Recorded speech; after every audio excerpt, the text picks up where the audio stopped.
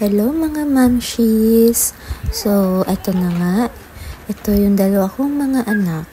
Alam nyo, sa totoo lang, kahit nakakapagod, pero pag natinitingnan ko sila, nawawala talaga yung pagod ko.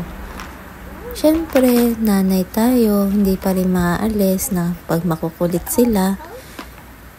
Medyo nainit ulo natin, pero hindi natin may kakala na talagang sila ang pampatanggal ng pagod natin.